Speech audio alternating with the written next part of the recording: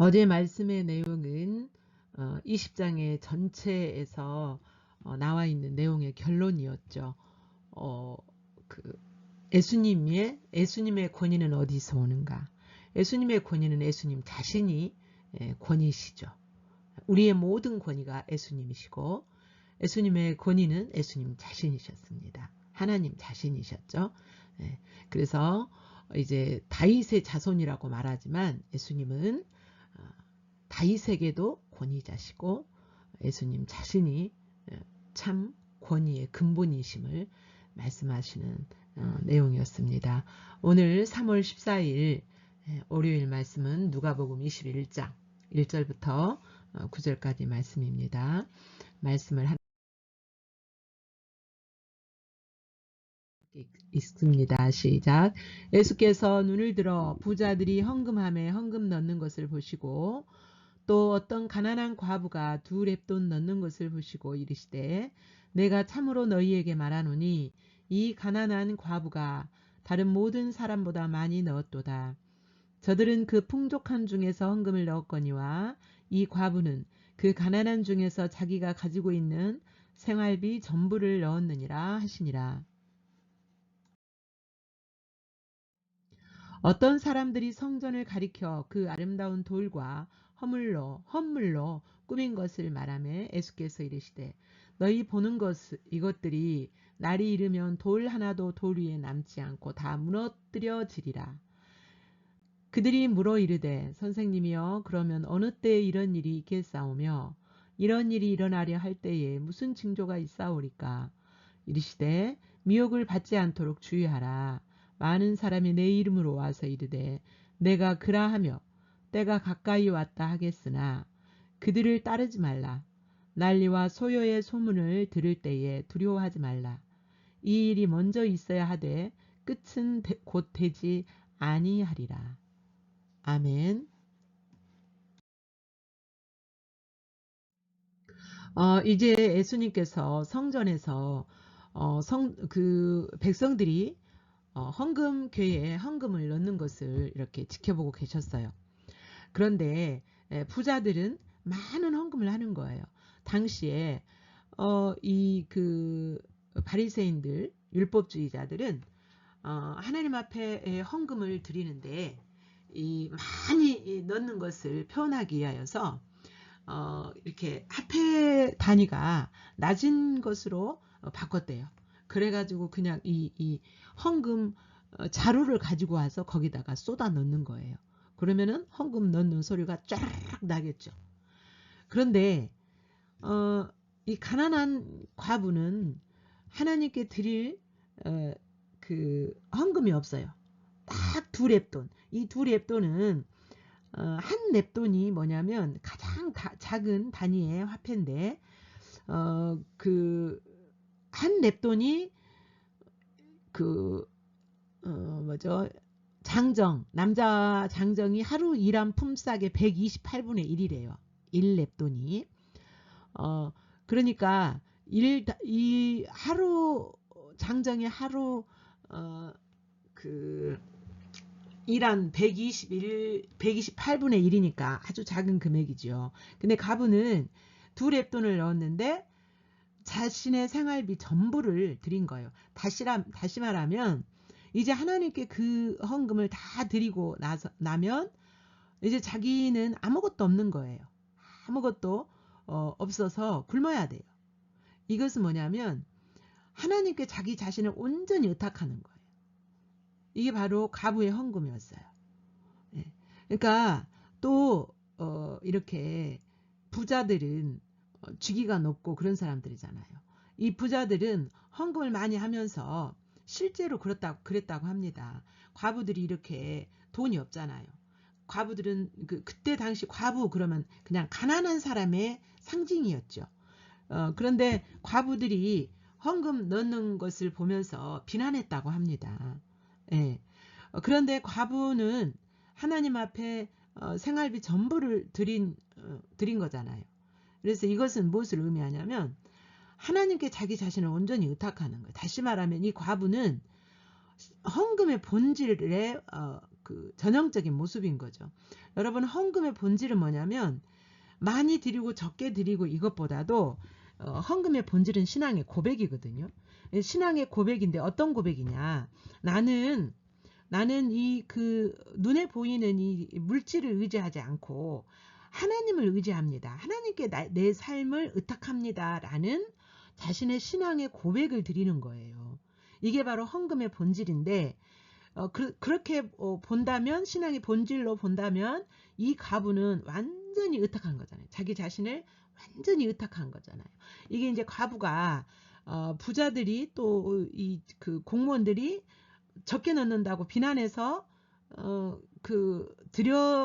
드린 것이 아니고, 이제 예수님은 하나님께 전부를 드렸다고 말씀하시는 것을 봤을 때 이 과부는 자기 중심에서 이렇게 자기 생활비 전부를 드림으로 말미암아 자기 삶을 온전히 하나님께 의탁한 신앙의 본질의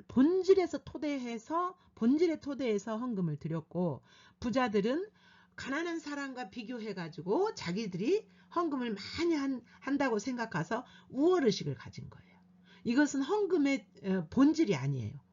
헌금의 본질은 그 사람이 부자든 가난하든 하나님께 드리면서 나의 삶을 이 물질을 의지하지 않고 온전히 하나님을 의탁합니다. 이런 중심을 가지고 드리는 것을 하나님이 받으시는 거죠. 이게 헌금의 본질인 거죠.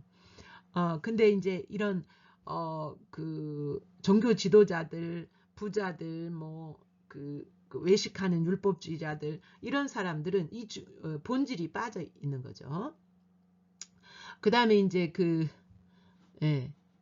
또 이제 같은 의미로 이제 예수님께서 헌금의 본질에 대해서 말씀하시고 그와 비슷한 그 교훈을 성전을 이렇게 바라보시면서 말씀하시는 내용입니다.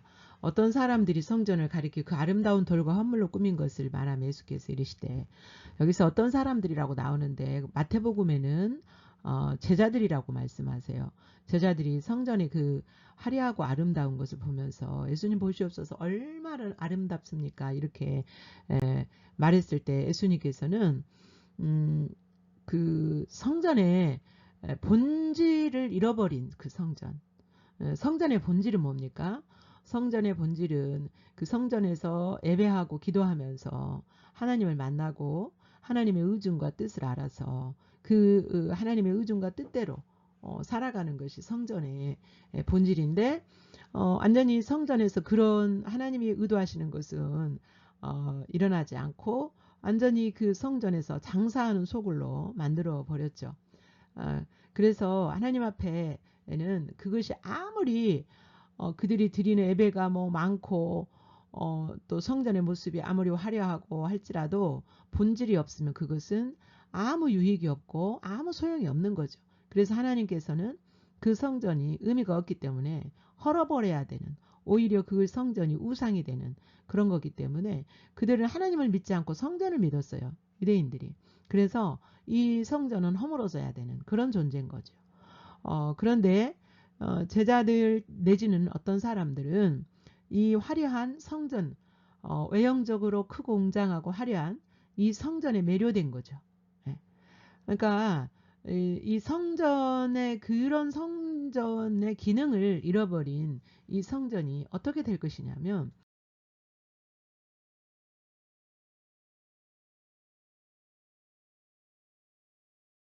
자, 너희 보는 이것들이 날이 이르면 돌 하나도 돌 위에 남지 않고 다 무너뜨려지리라.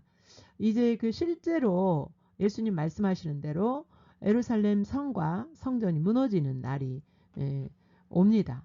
예수님 그 죽으시고 약 40년 후, 그러니까 주 70년경에 로마 군인들과 티토 장군이 그 유대 땅을 점령해 가지고 완전히 멸망시킵니다.